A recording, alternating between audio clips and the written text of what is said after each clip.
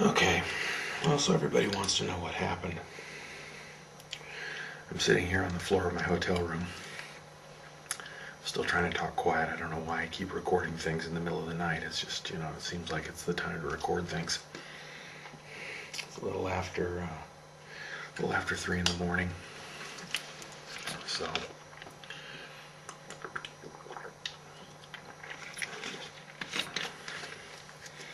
it's hard to talk about. But, then again, by the same token, I'm not ashamed about it. So, it's actually the next day, technically that I'm recording this, because if I had tried to record it on Monday, the 23rd, I would have had a hard time getting through it. I probably still might have a hard time getting through it. Anyway, 5 years ago, I met a woman online, and not right away. It took a little time, not long, but basically I fell madly in love with her. And of course I know the first thing everybody's going to say, well, oh, that's a big cliche. That's ridiculous. That's Hollywood. That's movies. That's stupid. Blah blah blah. But obviously anybody that knows me knows that first thing I'll say to something like that is, well, hey, if you think I'm stupid for that, well, I got two ass cheeks, no waiting line forms on either side. So, things, as they do, accelerated, climbed, increased in intensity, whatever. She's actually the reason I got a cell phone. I said I never wanted to have a cell phone. I never did have a cell phone. I said I'd never get one. And, she's like, well, you need to get a cell phone so I can send you, SMS messages. Well, that's, text messages. Everybody calls them SMS over here, which technically that's what text messages are. And she's like, you need to get a phone so I can text you. I'm like, okay, I'll do it. And that's why I got a cell phone after years. So, every year on April 23rd, I sent her flowers because that's the anniversary of the day that I met her. I met her April 23rd, 2007. And a couple years ago was the third year. And I was pretty poor. I didn't have a lot of money right then. So I had the florist send her 3 roses. Well, of course I talked to her, and the florist had screwed up and sent 5 roses. And she said, well, maybe it's a sign. She says it's a sign. And I decided at that exact moment that I would be with her in time for our 4th anniversary, and if things went well, by the 5th anniversary I would propose to her.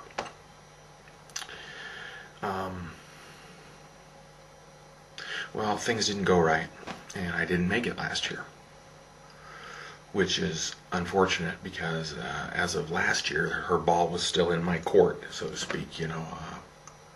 The last time she said anything positive or remotely, anything that with a romantic inclination would have been June of last year.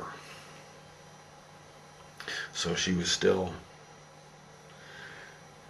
on the positive interaction plane with me up until June of last year. So I had actually planned, I had the vacation time, I was going to go see her in August of last year for her birthday.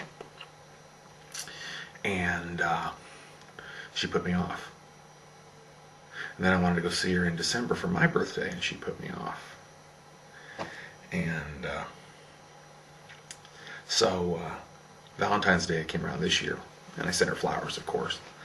I always do. I sent her flowers for the anniversary of the day we met, which, if things had gone well, would have been our anniversary. Because I probably would have proposed to her and then married her on that day in a year, I guess. I don't know what I'm thinking. Anyway, whatever. I used to send her flowers April 23rd, flowers on her birthday, flowers on Valentine's Day, of course. Usual stuff. So I sent her flowers for Valentine's Day. I got a text message from her on Valentine's Day saying, oh, happy V-Day, thanks for the flowers. No, I love you, none of the usual stuff that was always present before. And so all this time, from when she started putting me off, it's like I could smell a fox in the hen house. I thought something was up, but I remember telling people that. But she kept telling me everything's fine, everything's fine, everything's good.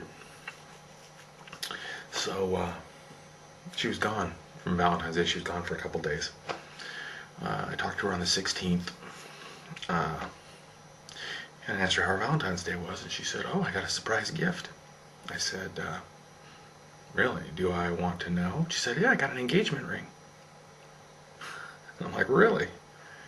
And she said, "Yeah." I'm like, "And did you say yes?" And she said, "Oh, of course." Of course. So, that was the day I put my famous post on Facebook that my life just exploded. And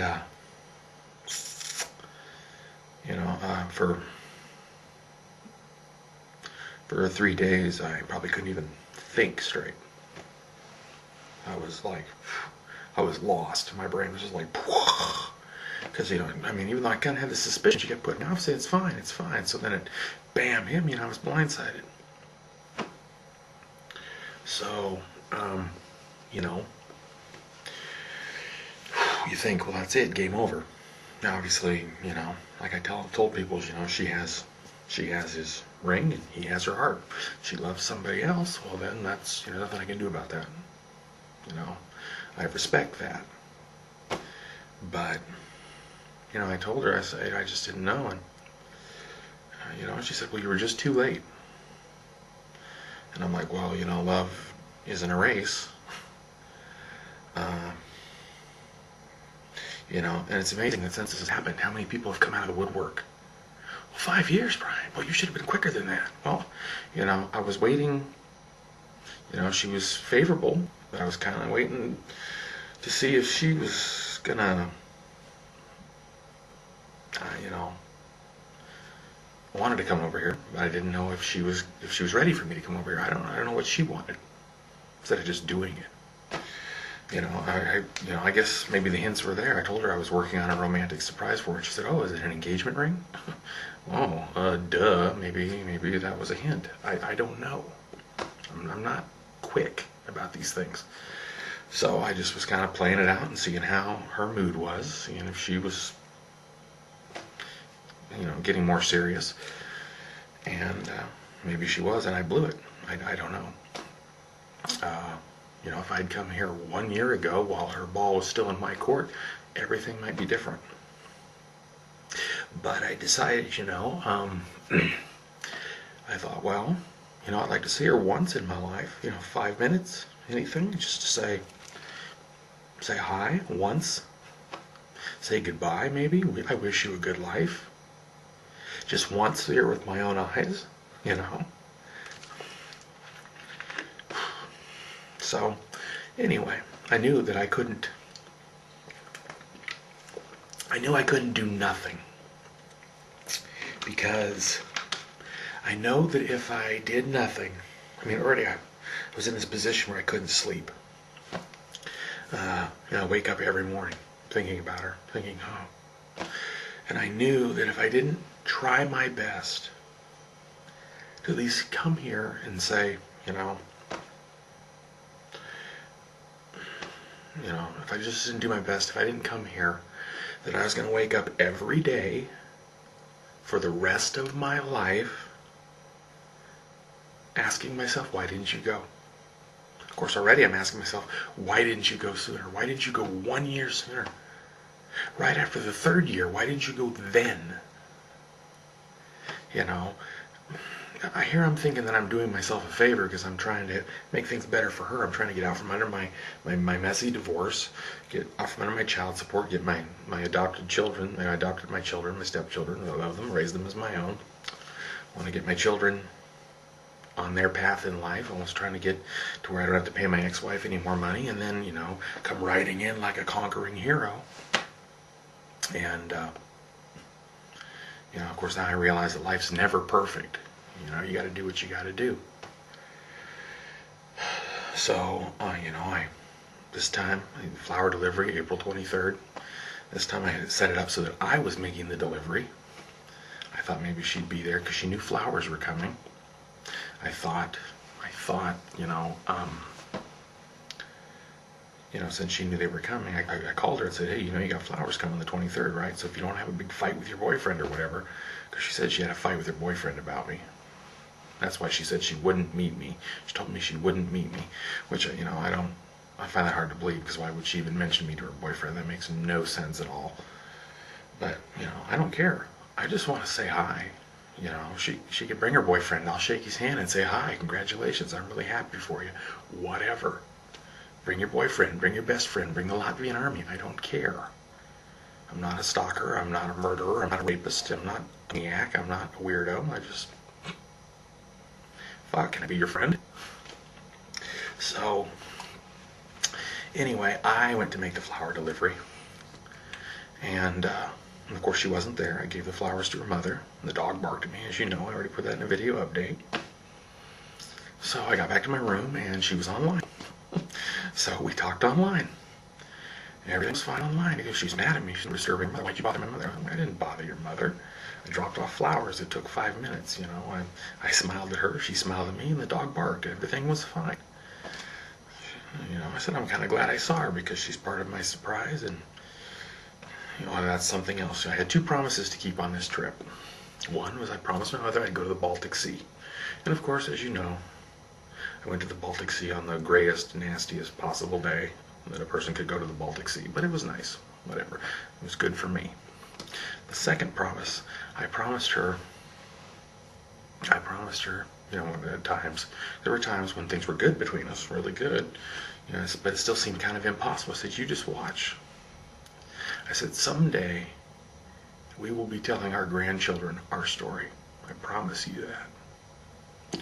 So, my second promise that I was supposed to keep, I was supposed to go to the Baltic Sea for my mother. And the second thing is, I wrote my first children's story. And I can't tell you the name of it, and I can't show you any pictures of it because it's not published yet. I don't have a publisher. So I'm obviously not going to put it on the internet for everybody to see without having a publisher. But the bottom line is, it's a story about a prince and a princess who fall in love across an ocean. And there's some other stuff that happens. And so I wanted her to see that. And I told her I had a surprise for her, and she kept treating me like I had a butcher knife in a bag or something. I wanted to show it to her in person. I wanted her to see it. I wanted her to see the drawings. I wanted her input on it, see what she thought of it. Well, obviously she wouldn't meet me. But I told her about it online, and she smiled and laughed and thought it was a great idea. And she seemed genuinely tickled about it. But will she still meet me? Nope. No. So, you know, I said, well, I'm glad I got to see your mother, because I didn't know how to draw her in the story. She says, well, now you've seen her, and you'll never see her again.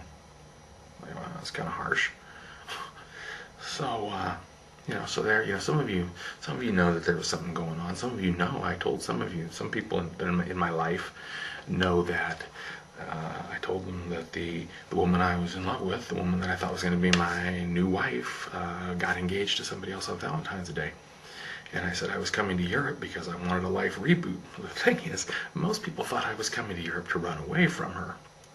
And actually what I was doing was coming to Europe to, well, you know, try to save it. Or, well, I mean, it seems kind of it's too late to save. But, you know, to at least say, hi, I love you. I hope you have a good life, and, you know, goodbye, or whatever. So, it's really rough because she won't see me. She'll talk to me online, but she won't see me. That's very, very weird.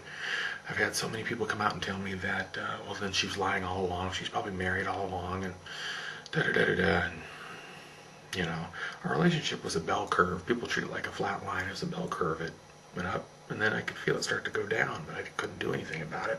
I mean, yeah, I know I'm overly optimistic. I like to believe that, you know, in the good of people, but, you know, I'm not stupid either.